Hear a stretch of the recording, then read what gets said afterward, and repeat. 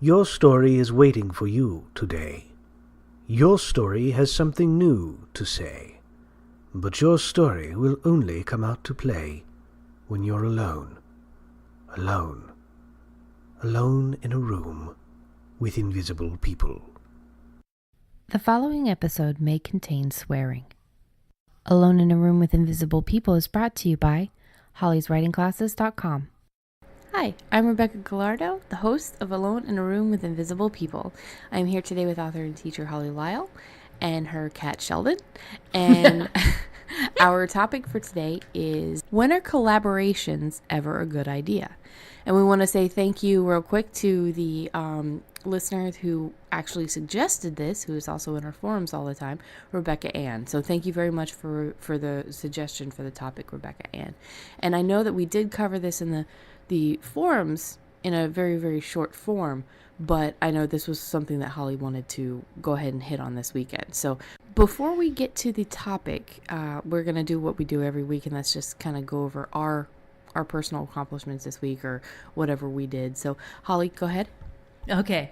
I got work done on how to write a novel. I finished up lesson 28. I did 1,515 words on Dead Man's Party, and I'm very happy with them. I did taxes. Woot! And they're done. It took a whole freaking day, yes. But they are done. Yes. Wishbone Conspiracy, 5,500 words. I came in a little short, but there were some reasons for that. And I had, aside from that, a fascinating week because I asked my readers for some help. And I would kind of, if we can, like to put the link to the particular blog post in which I asked for some help. Yeah, I'll just write it down so I remember. I send it out to my folks in my mailing list. I ask on the forum, on the Alone in a Room with Invisible People forum. And something really fascinating happened that is, in fact, the reason that I went hunting and found this question for this episode today. Is some of my folks got back to me very, very quickly. And of the first 6, 3 of them, I specifically asked, look, I'm having a problem figuring out what it is that I write and how to present it to people so that the people who will love it will find me. And the people who will hate it won't. That's the part that remained unsaid, but I want the people who actually love the kind of stuff I do to be able to find me. And of the 6 people who emailed me within the first half hour, 3 of them recommended the single same author as being like my work, which this was one of the things I asked was, who do you read who writes stuff that's like what I read? I think somebody in the forums mentioned her too, though. Did they really? Okay, yeah. Because I don't think I have been into the forums. I might have. It's been a really crazy time since, and I'll get into that in just a minute. But so 3 of these 6 people, the odds of one author being recommended by that percentage of that small a group is just impossible. So I looked at it, and the name of the author is Ilona Andrews. And they said that 2 of the 3 people told me this is a husband and wife writing team. And they write stuff that is just an awful lot like what you write. And I learned the word mashup, which is a new concept for me. I did not realize that what I was doing was called a mashup, where you mix a bunch of different genres together. But apparently there's actually a name for what I do other than screwing up your numbers. And when I looked at her, the numbers were, her sales numbers were phenomenal. So I bought first books of 3 different series of hers and started reading all 3 of them simultaneously, reading like a writer to understand what it was she was doing. And when I say she, that's the pseudonym, understanding that this is a husband and wife team and it's really they. But I fell in love. I was like, oh my God, yes, this is the thing. This is my version of urban fantasy. This is what I do. This is my weird stuff that somebody else is doing and doing really well with. So I was reading these 3 books and discovered that there is a thing that I'm doing. that is a recognizable thing that people genuinely like. And if I can figure out how to put what I'm doing in front of those folks, I can find my readership. And then this morning, I woke up with an idea. And the idea came to me as a single line in the voice of a character I have never met before. And it is, I know you aren't going to want to believe me, and it's probably better for you if you don't. And I woke up and I wrote it down, and I don't know who this person is yet, but I know something about this person already, right now, that I never expected to know. This person lives in Ohio. This person lives in the part of Ohio that I am from.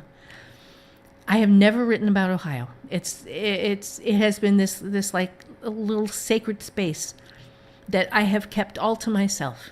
And I know these things. I know there are things that I keep in my head. How far I am from each of my kids.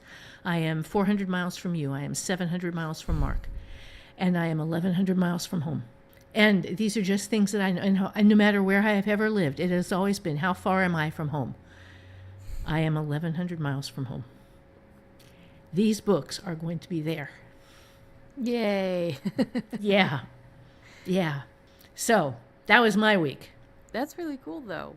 That's Yeah. really cool. So, I'm very happy that you have a new idea.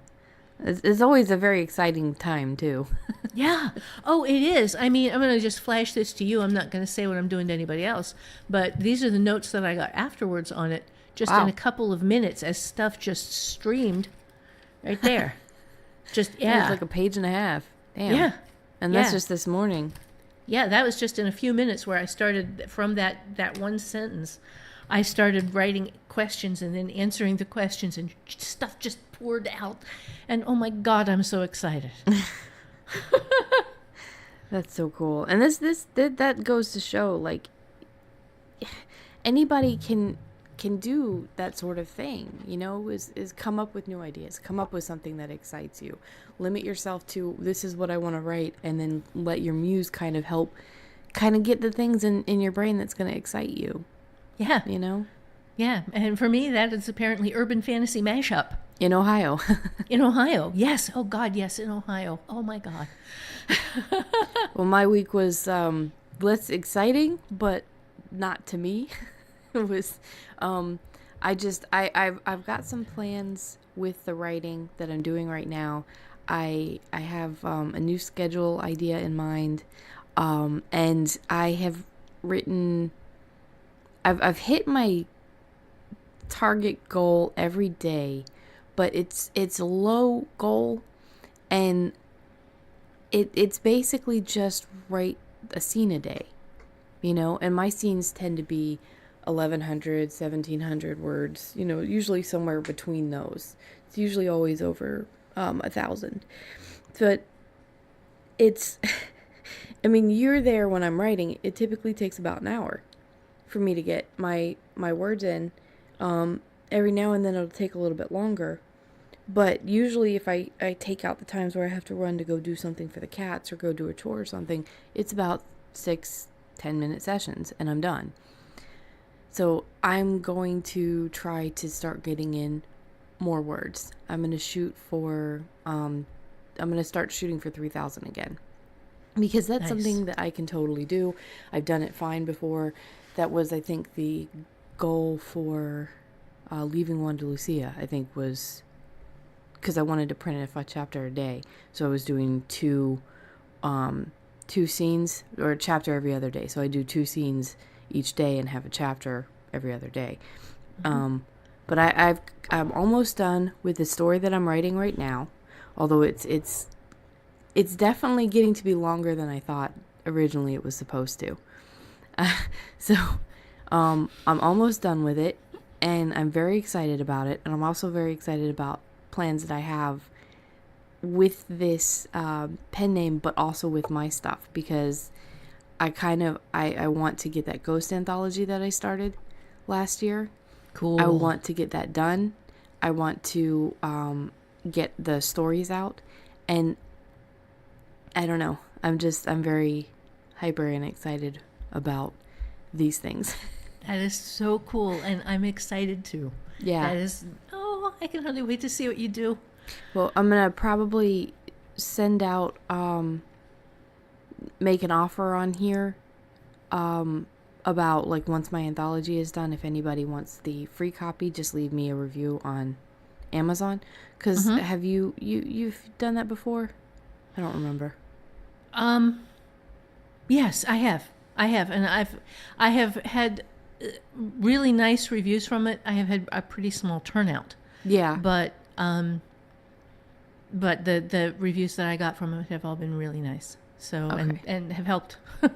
Yeah. Well, that's the idea, is just to get people. I just want people to know, like, since it's going to be another indie published thing, like, hey, there's some content here. It's like it's right. This isn't awful.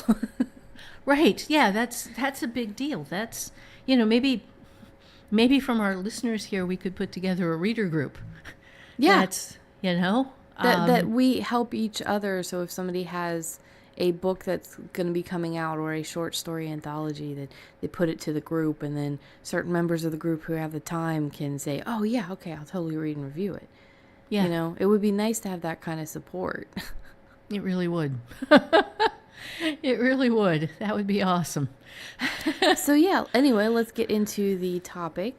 And again, that is, when are collaborations a good thing? Okay. And the reason that I chose this topic for this week was, in fact, Ilona Andrews, where it is this husband and wife team who is writing these books that I just love. And oh my God, I found somebody new that I can. There's a ton of work out there. They've done a ton of stuff. I found somebody I can read who is doing the same kinds of things that I am doing, and I am so excited about it.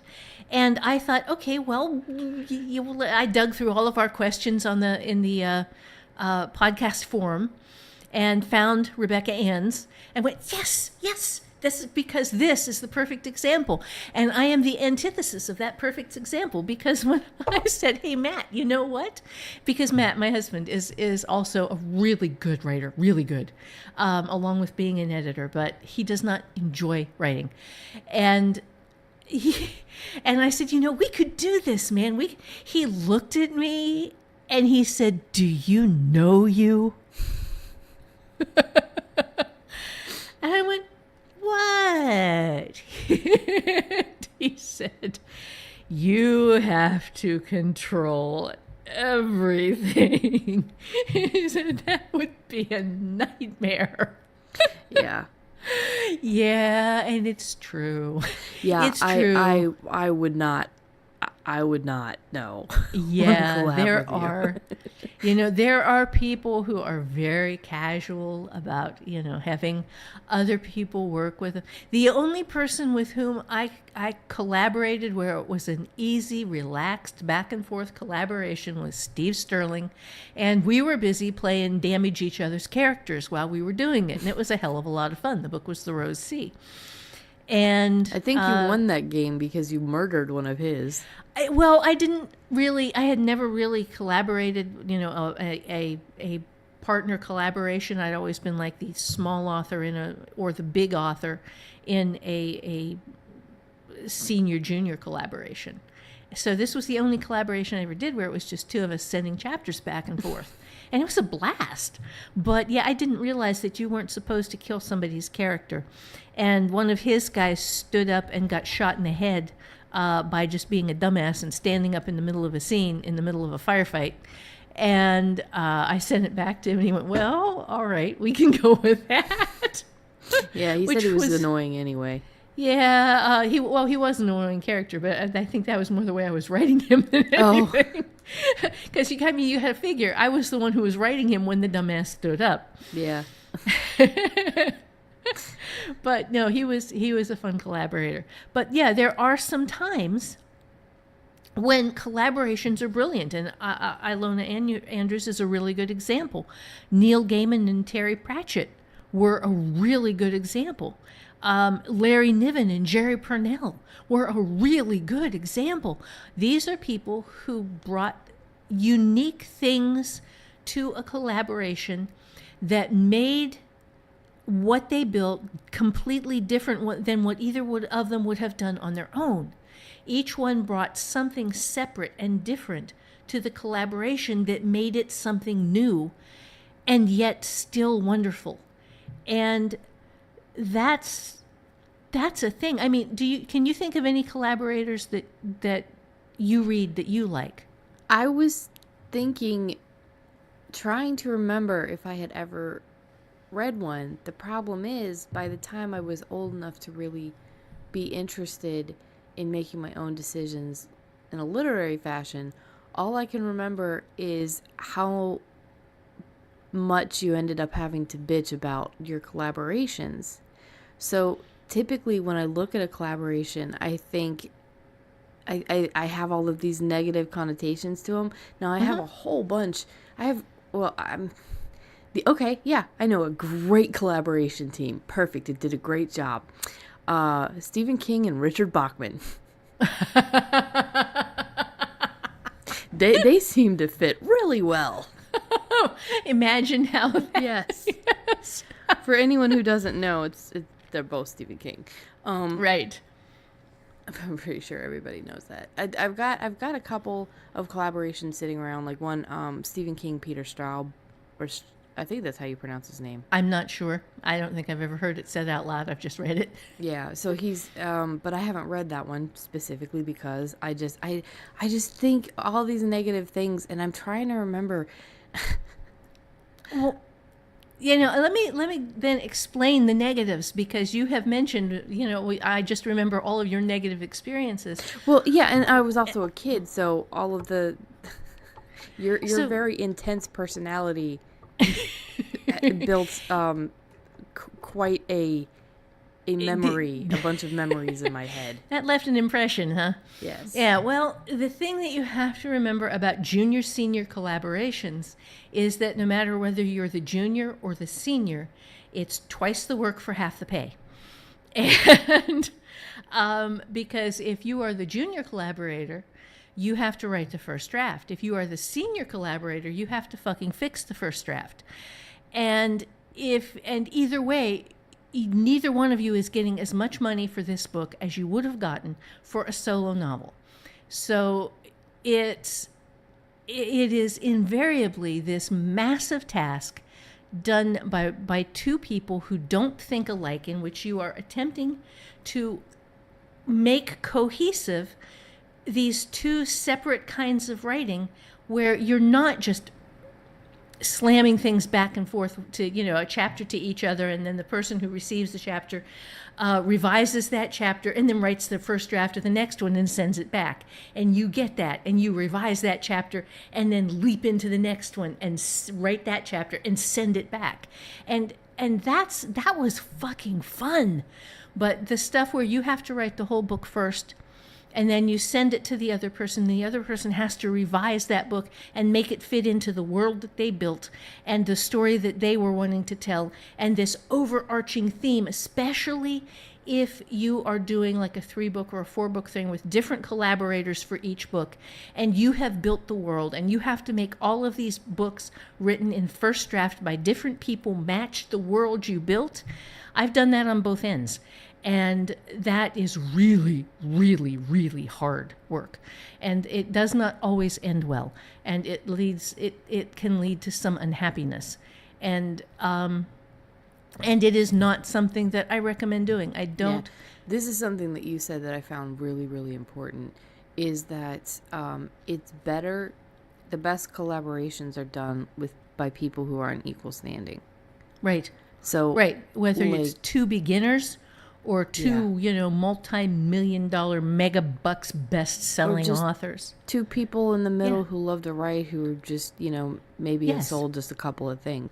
The thing that I remember was that, and I'm not going to specify which happened where, but I remember that there were a couple of authors that did not.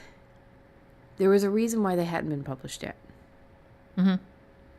So the collaborations with them were very difficult.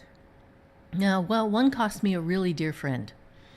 Yeah. And kind of broke my heart. And it was it was a case of I had to leave the writers group because her frickin' husband made a pass at me. And I couldn't, I just, it was the writers group that my then husband and I had started. And we ended up leaving because I could not, we couldn't make them leave. So I just gave up everything and walked away, but she was still doing the collaboration with me. And she ended up turning it into the exact negative of what I had wanted, of this happy, cheerful thing. Hers was dark and grim and miserable and ended up with the heroine in hell, which was really not where I wanted that to go. I was looking for a redemption story, and she ended up with a condemnation story, and I could not use it. And when I could not use it, it cost me the friendship. She said, well, you didn't come to meetings anymore. And I couldn't tell her that I couldn't come anymore because her fucking husband had made a pass at me and I couldn't deal with him. Being the person that I am, I would have preferred to have known that my husband made a pass at you. She had a rough history with him anyway. She knew who he was. She knew how she had ended up with him. It was just a case of, no, I can't go there. I can't be this person. I've got to be gone.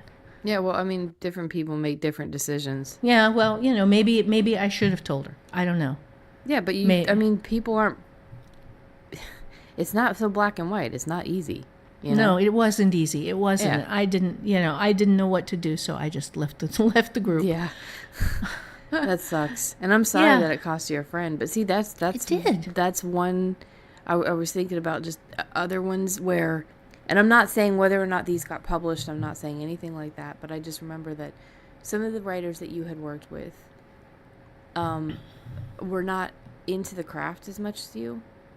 They hadn't studied it. They hadn't learned how to write well. Yeah. And I know one specifically was more about the title of writer than actual, Yeah.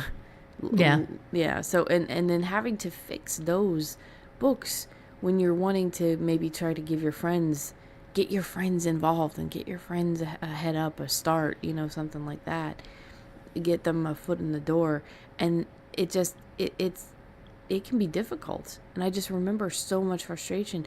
Then again, you've also got the chance of a writer, your co-writer, becoming sick and unable to do what they had been contracted to do, which leaves it all on you.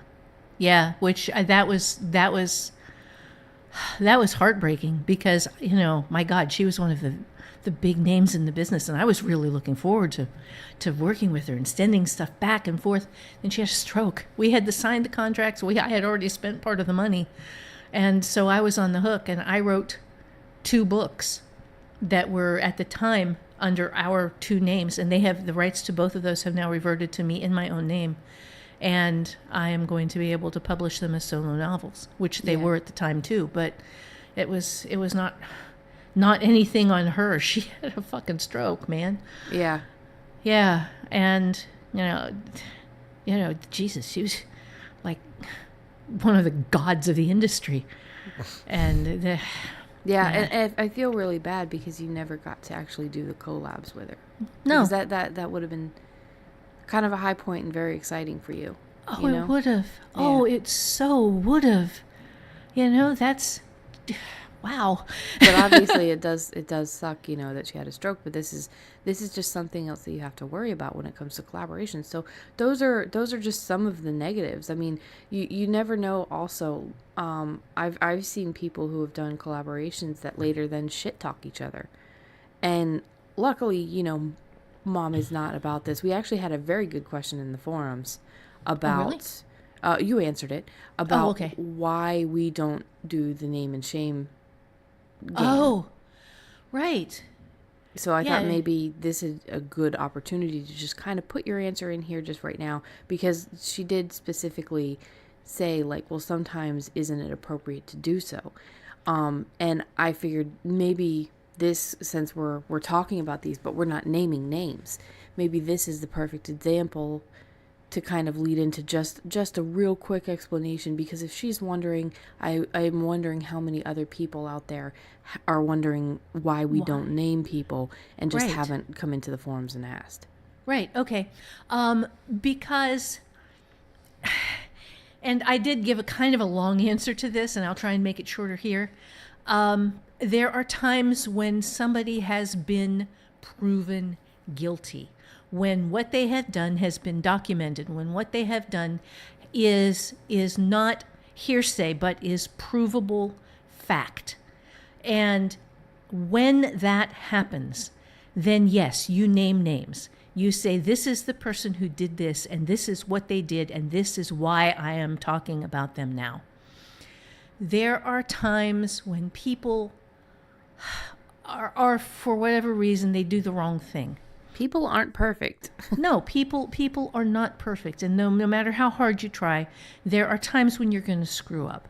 And I had a very young editor of a novel of mine who thought she saw a way to cut 55,000 words of a 250-ish thousand word novel, or 200,000 word novel, big novel that had been contracted for 200,000 words. And the publisher told her they needed to have it at 155,000 words or 150,000 words or something like that.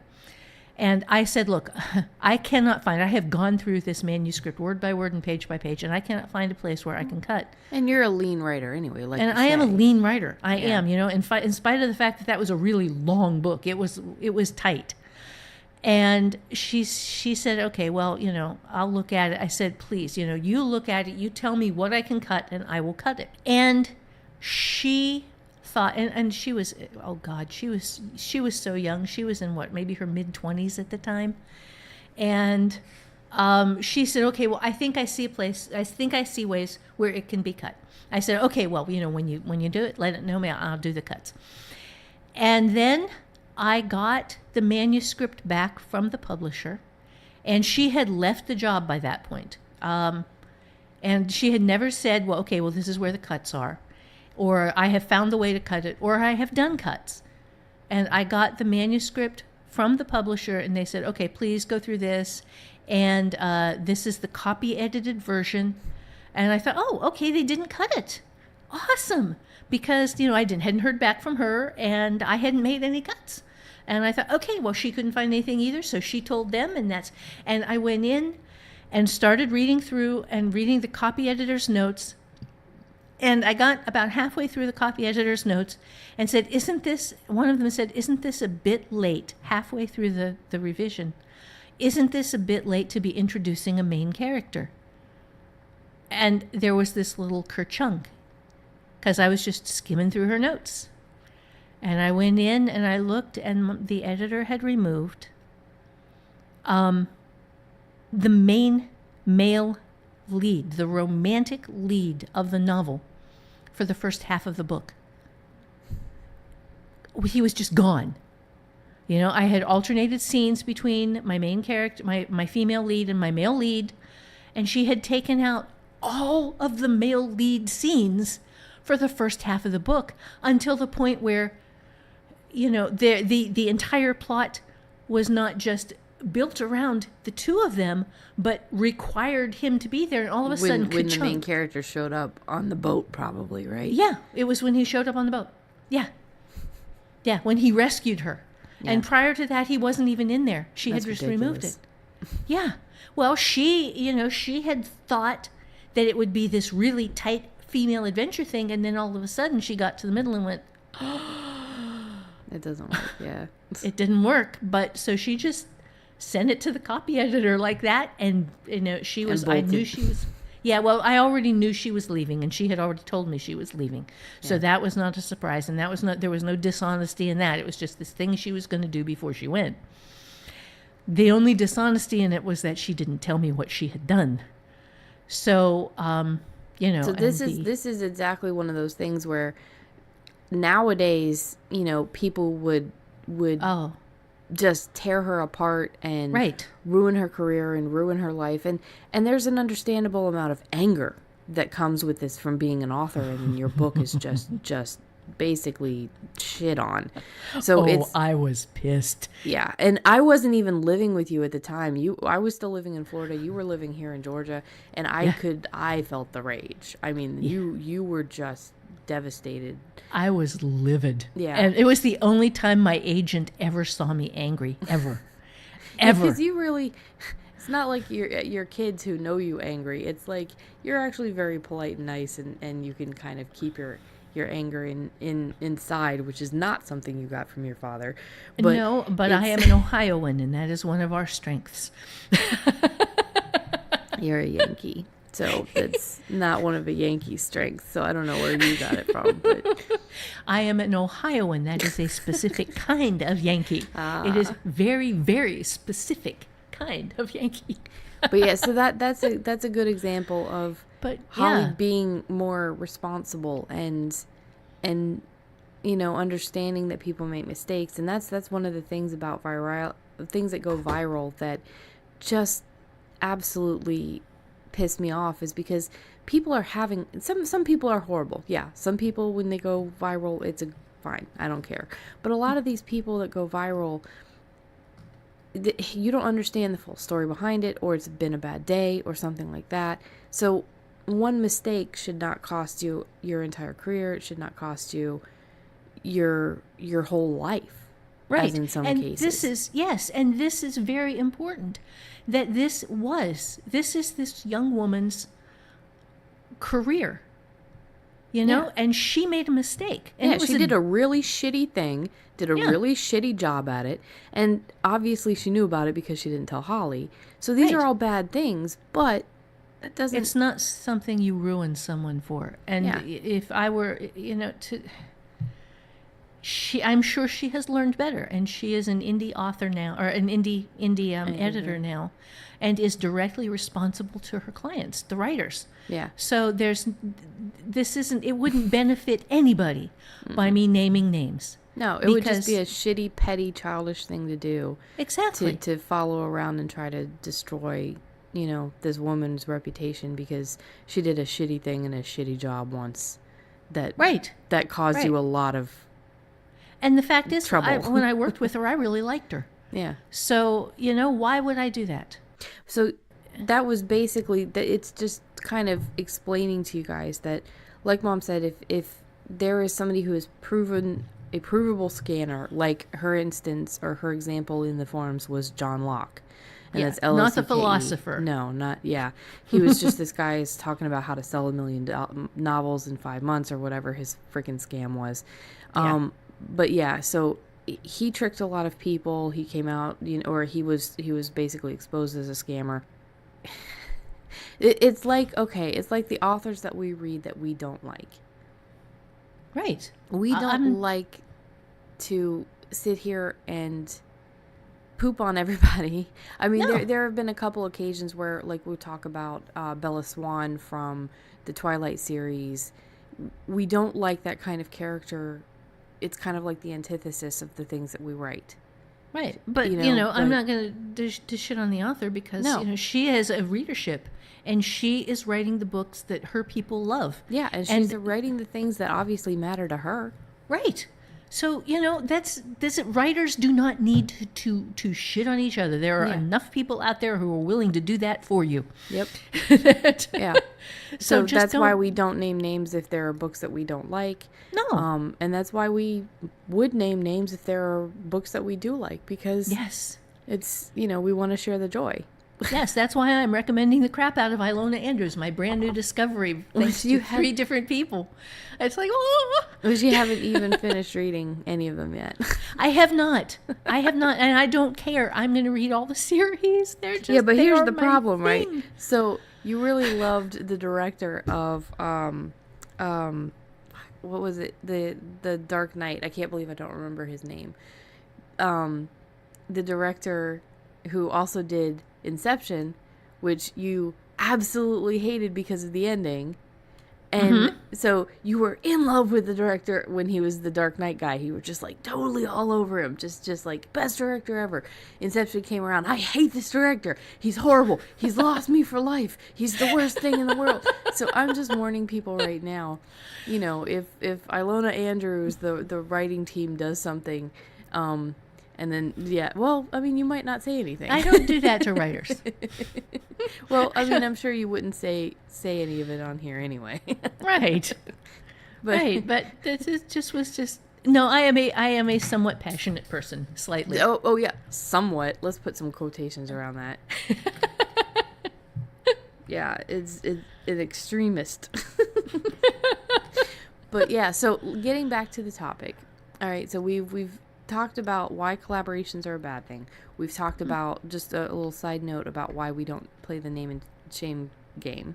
Yeah. So what is next? Okay, That's well, the cool. next is, well, then why would you collaborate? Yeah. And you would collaborate because you both like each other's work. That's one of the things that I found beautiful about both Neil Gaiman, Terry Pratchett, and Larry Niven, Jerry Pournelle, is that these were guys who knew each other, who liked each other's work, who wrote very different things, but who respected each other, and then who came in and came up with this stuff that was their own shared thing that they built together, and then wrote in, and it was rich and wonderful and deep and completely different from the things that they did on their own. So that it was this third new thing that was a brilliant adding of the strengths of one and the strengths of the other. And it was magnificent in every single case. You both have strengths that the other doesn't. Now, this isn't, well, we both have weaknesses too. Well, yeah, everybody does. And you write around your weaknesses, but you're not looking for each other's weaknesses. You are looking for what the other person brings that's strong and what you have to bring that's strong. And you sit there and you bounce ideas back and forth with each other and come up with something way cool that you both love, that is this world. So give that the some two examples you of can- some strengths. Okay, one of you loves to world build. One of you is just absolutely awesome at romantic relationships. So one of you builds this crazy world, and one of you builds two characters, one on one side of the world and one on the other side of the world, that have to come together because they each have some magical power that one of you has built and the other one has argued about. And the two of you bounce this stuff back and forth, and you have this third thing that you have come up with together that is this horrible thing that is happening in the center of the world that brings these two future lovers together and makes them not understand what it is about the two of them, that they have to have each other. They complete each other, and they cannot see why. And they are on opposite sides until they connect, and the connection is some magical thing. God, I'm writing this and I'm loving it. This isn't The Edge, is it? No. Okay, No, this is just me taking what one person is strong and what another person is strong in, and taking those two strengths and saying, okay, this is what one person can bring to it. One person understands romantic relationships and conflict tension. The other person understands world building. Yeah. And creating devastating events in a world, or building magic systems, or building context, conflict, relevant languages, or creating just past be- histories. Yeah, it could just be as simple as one person loves to do things like character bios and build up the characters, and the other person just really likes coming up with the stories. Or maybe somebody is really, really good about the stories and like but the other person is better at plotting. So you come together, and that's kind of cool. You know, that somebody Right. is really cool at coming up with really creative stories, but doesn't really plot that well, doesn't really know how. And then the other person is like, well, my ideas are okay, but I can plot the hell out of something. That's a good collaboration. Right. That would be a brilliant collaboration, and that would work really well. I mean, with the two that I've got as my examples, these are guys who are strong, and as far as I can tell, we're strong in everything. And they just came up with worlds that the two of them could share. Well, yeah, but those are people who are pretty much masters of the craft. So we've got exactly. Those are top level professionals. Yeah, I'm just thinking of people more at my level or maybe beginners. Right. You can still do this kind of thing, and it can also teach you a lot in the process because you can learn how to plot. For absolute beginners, I think one of the ways to do this would be to sit down together and build a world together. Yeah. Exactly. Because then you're learning how to world build by bouncing ideas off of each other and starting to see how these different ideas can play off of each other, and then sitting there and building characters together, and one of you builds one and one builds the other, and then you come up with ideas for each of the other's characters and start rounding them out together. Because at the beginning phase, one of the most important things you can learn is, well, how do you build a character? And if you start doing it with somebody else, you both know different things. So then you're both sitting there and coming up with characters you couldn't have built on your own. And I think that's really important too. So, at every single level, there is a way for two people to collaborate and come up with something good. It's just you got to be at the same level. You have to be at the same level. You have to be compatible. I mean, it's just like, finding a person to spend the rest of your life with. You don't want to, and I'm not saying that you're going to collaborate forever. I'm just saying, like, you don't want to live in a house with somebody who never understands what you're saying, or communication fails, or you just don't like each other's preferences in certain areas. I mean, you really have to get along with somebody if you're going to do a collaboration with them. You have to share some methods of how you think, or some ideas that are important to both of you, some of the same convictions. It would be important, because writing a book is hard enough as it is. Yes, absolutely. And you want to be, if not, friends is good. If you can be friends and do this, that's awesome. With the understanding that screwing it up can wreck a friendship that you really valued. So, don't do that. Just have open mind. Realize that it's not just your idea, it's a collaboration. There are going to be some things that, the other person comes up with that maybe you don't like. So either just express yourself in an appropriate manner. It's just like anything else. You wouldn't want to put your friends' ideas down. So don't put them down, and just kind of state your argument. But if the person has a good argument back, then you're just probably going to have to live with that character that has that one thing that you don't like. Yes. Okay, so with that said, let's look at the how to do this if you decide you want to collaborate with someone. You acknowledge beforehand and in writing, and I cannot emphasize this enough. You acknowledge beforehand and in writing that if this goes tits up,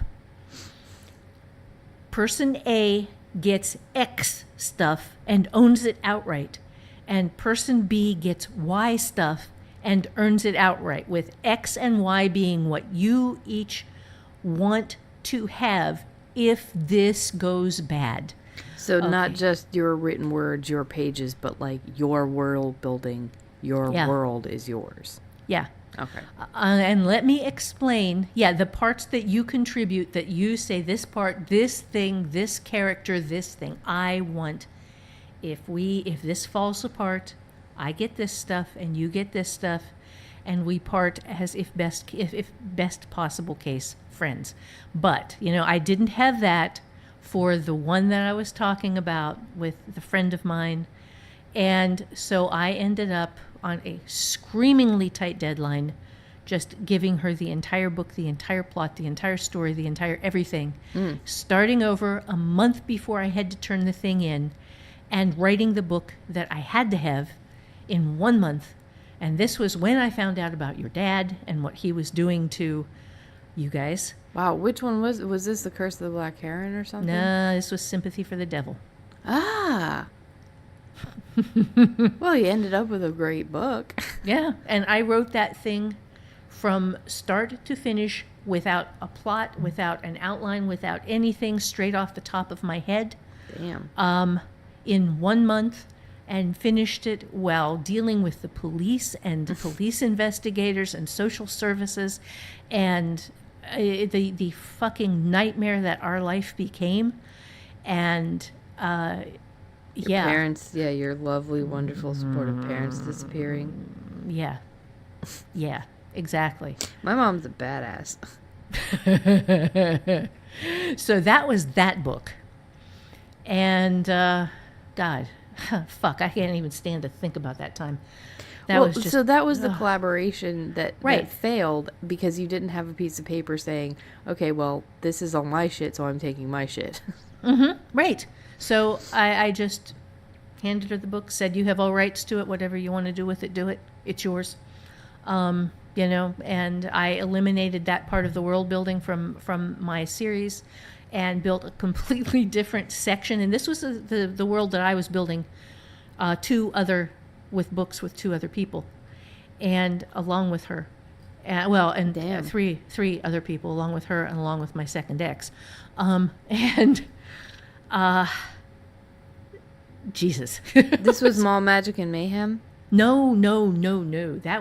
This was the second book that I had been contracted to write with him, and that one, it just, we split up, and that never happened. Probably So- better. I don't know. So, yeah. So Getting train back wrecks. to the point. Getting back to the point, and this is, and now you guys who are listening to this and thinking collaboration, you're going, oh, collaboration. And you have to know how bad these things can go when they go wrong. Yeah. And how much they will break your heart. Now, a lot if of people they do go a lot of wrong. collaborations, so mom's experience is not indicative of what No. people have to suffer through because Steve Sterling apparently did a shitload of collaborations. Oh yes, and he is just so fun to work with.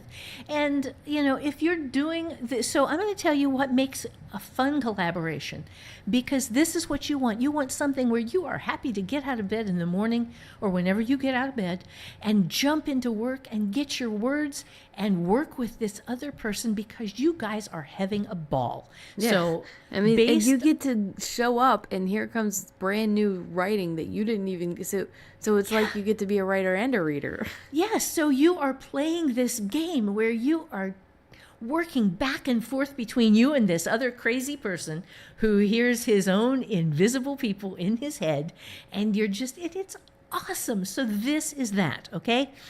After you have in writing who gets what if this goes wrong, you divide up the work and the responsibilities. So with Steve and me, it was you write a chapter and you send me the chapter. I'll write a chapter and I'll send you the chapter. And we'll just bounce the book back and forth until it's done.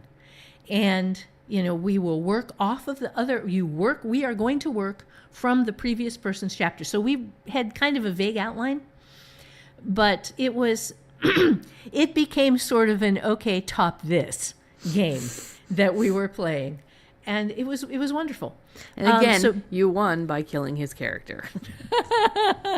Oh, but then he did things to mine too. So, it was fun. It was just such fun. And the book was The Rose Sea, if you ever want to look it up. I don't even know if it's still in print. I imagine it probably isn't. But hey, there you go.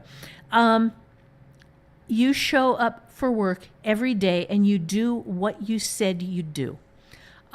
So if your job is 1 chapter, on the days that you receive your chapters, you sit down the next day and you get your ass in gear and you write that chapter and you get it done. You guys have your deadline set. You have how long each person has to get the other stuff back to the other one, because this cannot be a thing where one of you just sits on it for months at a time saying, oh, I'm stuck. This, if you are going to do a collaboration, you have to have butt in chair every single day that you have the work in your hands. And when it's your turn, you're there. If you guys live in the same house and you are sitting there together, writing together, now I'm not entirely certain how this would work, but you do that. You are both there. You are both in the job. You are both getting this done. Okay, then you maintain the spirit of the collaboration. And this is going back again to Sympathy for the Devil, the book that was not that book, and to my objective, which was to write funny fantasy. And funny fantasy set in North Carolina, where the main character of the first book challenged God in a prayer where she said, you said you were going to give everybody a second chance. And if people are stuck in hell, that's not a second chance. There are people who need to have a chance to repent. And, she had an ex-husband who had died in a car accident, drinking with another woman. And she was sad about her husband and knowing that he had died in this horrible way and fearing that he was in hell. And she told God, hey, shape up, fix this. And God said, oh yeah? Okay, second chances. 56,000 and some, I figured out what was like 10% of the population of North Carolina at the time. And God released into North Carolina about 56,000 imps, demons, devils, and assorted other hellspawn, with the chance that they could repent, maintaining the spirit of the collaboration. Okay, so this was funny fantasy, funny religious mashup fantasy with like a high fantasy, urban fantasy element to it. And the objective was to be funny. And it was, the first book I think was pretty funny. Yeah, it was lighthearted. It was, it had some darkness to it, but there was a lot of humor. Yeah, and the other two books with my other two collaborators that were published were both funny. One of them just, hilariously so. The other one pretty funny. And I like all three. But the fourth one, the one with my friend, the one who was the person I had really wanted to collaborate with, hers was dark and grim, and the heroine of the book ended up condemned to hell. That was her ending. And I went, there's nothing in this I can save. Yeah. This is not the spirit of the collaboration.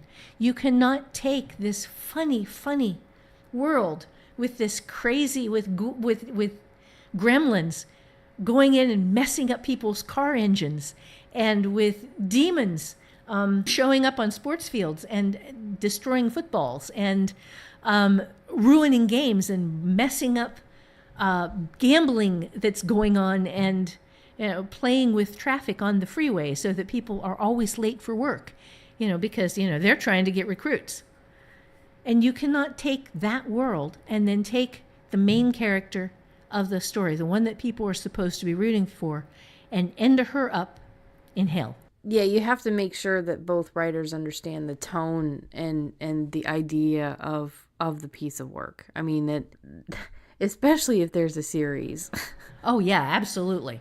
You guys have to agree on what this thing is, what the spirit of it is, because there are things that you can change. You can change plot all day long. You can kill off characters and throw in new characters. You can make massive changes, but if you cannot change the tone of a book, that or a series. The tone is the thing that people are coming in there for. The world building, the tone, the spirit of it. You have to show up with that every single time, because that is the thing that people are in there for. and the different characters. You guys have to understand what your tone is going to be. If you start funny, you have to stay funny. You have to end funny. If you're going in grimdark, well, hi, welcome to grimdark. There you're going to be. And then the next one there is you bring what you love to the collaboration. Never write what you don't love. Never write something because you think it's popular. Never write something because you think, well, lots of people are making lots of money doing this kind of thing, and I don't care for it much, but, it'll make a buck, it'll make a turd.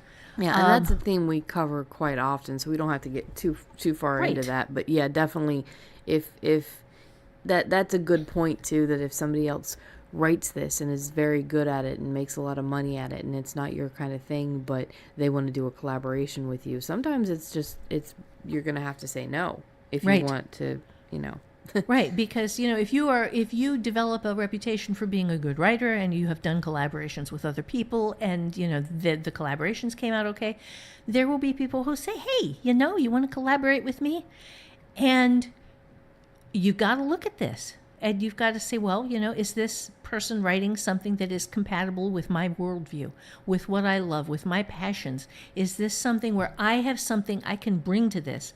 And then the last thing for this is you're always trying to surprise each other, to make each other laugh or cry, to give each other the best of what you have in you, to just throw every great thing you've got into this thing and say, okay, beat that. And know that they will rise to the challenge, and that they will come back at you with the very best thing they can throw at you. And I think when you're doing that, you are going to be doing something just wonderful. Yeah. Well, you're pushing each other to do your best. That's the best kind of collaboration, is when both of you are pushing each other to do the best job that you can. Yeah. Raising the expectations of yourself.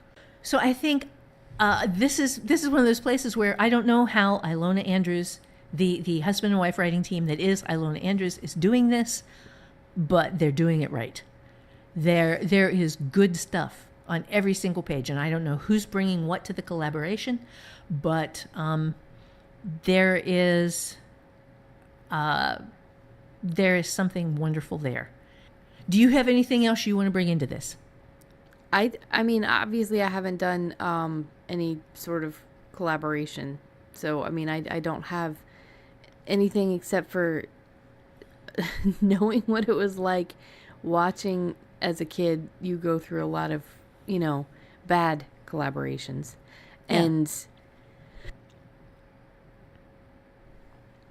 And I know that I've read a few that didn't really stand out, probably just because I remembered, that time from when you were, so I've kind of steered clear of collaborations. So I think from this point on, I'm going to start picking up some and giving them a shot, especially after reading the Ilona Andrews stuff, because it doesn't feel like a collab. It feels like it's just a very well written, very cool kind of, it also shows that, like, if you meet the right kind of person to do a collaboration with, it'll work out. But I think the big thing is try. If it's something that you really want to do and you have somebody in mind and you both are kind of, you mentioned the collaboration, you both are excited about it, give it a shot.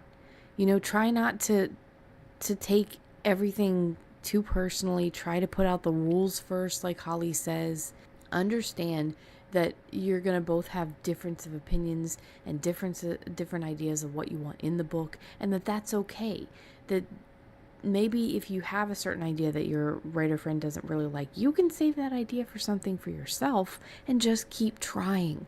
It's just get into the spirit of the collaboration, because I know a lot of writers, we're solitary creatures. It's for the most part, it's a solitary job. We like having control over our characters as best we do have control over many of them. And we like to control as much as we can the plot, and we like to let our muse out and have fun. And sometimes collaborations are not going to be for you. There are some people that are not going to do collaborations well, that don't want to, and that's fine. But if it's something that you like, if it's, the idea of it especially the way Holly puts it with the whole writing chapters back and forth and trying to outdo each other constantly, but also knowing that's making you both better writers and your story better. That sounds like magic. It was so fun. It was so fun. And I do need to emphasize again, the financial aspect of this is that for the most part it is twice the work for half the money. But even so, well, there is that one area where it can work out really, really well. If you are a solo writer and you have a decent little mailing list, and this other person is a solo writer and they have a decent little mailing list, if you do a collaboration and you pitch it to both of your mailing lists, this is just completely from a writer standpoint, indie writer standpoint here, but you will get members from their mailing list, they will get members from your mailing list, and then it's worth the effort and the work because you have new fans. With a caveat, and this is something I found true with the collaborations that I did that were junior senior collaborations, is that the readers of the senior author go in looking for what they love from the senior author. The readers of the junior author, however, all 5 of them, go in looking for what they love from the junior author, and neither of them finds it because what you are getting is this mix, and it does not feed what either group is looking for. So you need to find a collaborator who is on your level for the most part. Yeah, I think that's better than the idea of a junior senior collaboration. That, other than the fact that some people think that, oh, if I go work with Stephen King, that I'll sell a million books. Yeah, I'll sell a million books and then people will start buying my stuff. It's not likely, you know? That's why I'm saying, like, it would be amazing if you write, let's just say that you write mystery romance. This other writer writes mystery romance, and you both want to do a collaboration. You both have your own email lists. You do a collaboration, you pitch it to both. The likelihood of you finding new fans from that other writer, and again, this is that whole rising tide lifts all boats. It is writers helping writers. The opportunity to expand your readership at that point is very good. Right, and to get in there with the writer who is where you are, so that you are both building your audience, your readership, in the same way at the same time, and you have people who are seeing you grow together, so it's not a shock when you get something that 2 writers from completely different spheres are writing. So that would be the last thing that I would leave you with before we get to our takeaway is, focus. Absolutely, this is a wonderful way to help each other. But don't do it with someone who does not already get you. Don't think that you are going to take murder mysteries and a group of folks who are dedicated murder mystery readers, and you're going to do and a group of high magic fantasy readers, and that the 2 of you are going to get together and do a high magic fantasy murder mystery thing, and all of your readers from both groups are going to love you. No, everybody's going to be disappointed. And you might find a 3rd group of readers that is looking for that, but it's not going to be either fans of either of your 2 groups. Or if there is, it's going to be very, very few of them. Yeah, you're going to get 5 people from each group, and and everybody else is going to be really unhappy. So what is our takeaway? Our takeaway here is just answer this question, okay? And you might want to write this down. What does a collaboration give me that I cannot do better by myself? And just sit there, write that down, and then write down every single thing you can think of that writing a collaboration would give you that you can't do better by yourself. And then look at the writers that you like and that you know who are at your level, and maybe that they're in your writers group, and see if you can put something together with one or a couple of them, and figure out how to do that. But first, answer that question with everything you've got in you. All right, so that has been our episode on collaborations. When are collaborations a good thing? I believe that's the title. Yes. Yeah, winter collaboration's a good idea. Okay, there we go. That's close enough.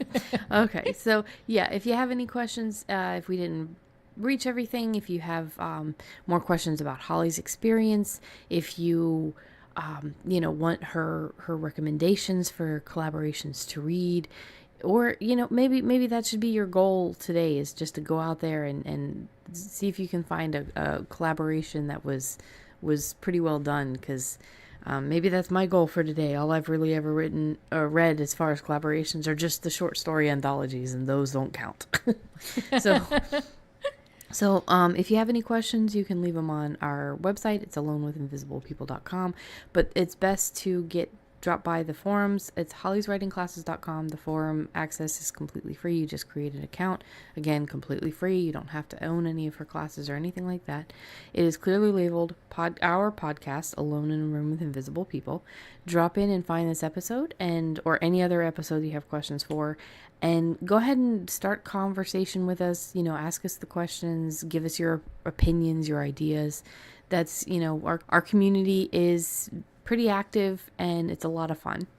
You can follow us on the socials at AIARWIP. Again, if anybody has any ideas of what I can put on the Instagram page that would be interesting, maybe I'll create a topic in the podcast forum of, like social media, what do you want from us there? Because it already the podcast is a lot of work. I don't mind doing the extra social media stuff if it's going to be of value to anyone.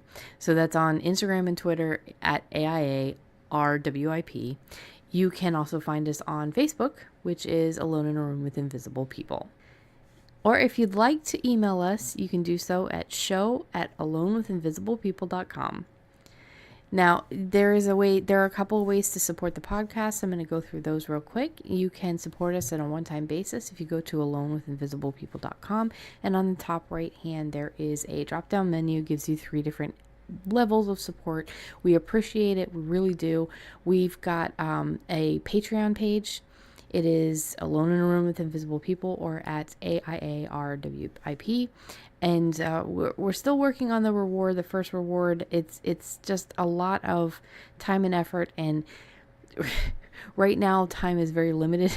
So what I've got going on right now as far as the support, it's 3 different levels. Every single dollar that you guys put in, I am putting back into the podcast in different ways. I am trying to learn how to just improve the sound. I might be buying new equipment. I might be buying a different program. I'm looking at, right now I'm buying books on how to make it sound better. I'm looking at different angles of how to make the podcast better for you as listeners. And you are the ones that are helping me do that. So thank you very, very much. The best way to support the podcast, however, is to support Holly. You go to hollyswritingclasses.com. She has classes there. If you're a writer, you can look. They start at like $10, some of the classes, and then they go up from there. Well, they start at free, but well, yeah, you automatically get the free how to write flash fiction that doesn't suck course, and that's a 3-week course. But the least expensive stuff is just under $10. Yeah. So I mean, they start there, and then they go up from there. It just depends on what you're looking for as a writer. If you struggle with writer's block, if you struggle with not being disciplined enough, there's stuff on there. If you struggle with how to create a plot or outline, again, stuff on there. So just take a look around. You can also buy her fiction. You could go to Amazon.com or any other site, really. Just type in her name, Lisle, and find her fiction. Or you can directly support her on her Patreon page. It is Holly Lyle. That's all you got to look up on Patreon, and you'll see she is sharing her writing, her first drafts, her chapters, and there's even, for the top end, there is a video of her literally writing, and you can see that it's not even that different than the way a lot of other people write. It's so if you have any other ideas of what we can offer on our Patreon page, what Holly can offer on our Patreon page, or what you would like to hear on the podcast, please go to our forums. And there is a pinned post on the very top talking about our podcast, your issues, your needs, that sort of thing. So I'm just going to say thank you very much for listening. I hope that this episode has given you some insight into collaborations, and we will see you next week. Holly? Yes, and I am excited about this because I think some of you are going to discover that collaboration is something you actually genuinely want to do, and maybe you have discovered how not to do it, which will help you do it better, and I am looking forward to hearing what happens when you do. And now, a word from our sponsor. You want to write, you love words, you love fiction, but you don't know where to start, or how to middle, or where to finish. I do. I'm Holly Lyle, and I've been doing this professionally since 1991. And I know how I did what I did to go pro, and I'll be happy to show you what I've learned. Start with my free 3-week flash fiction class at hollyswritingclasses.com.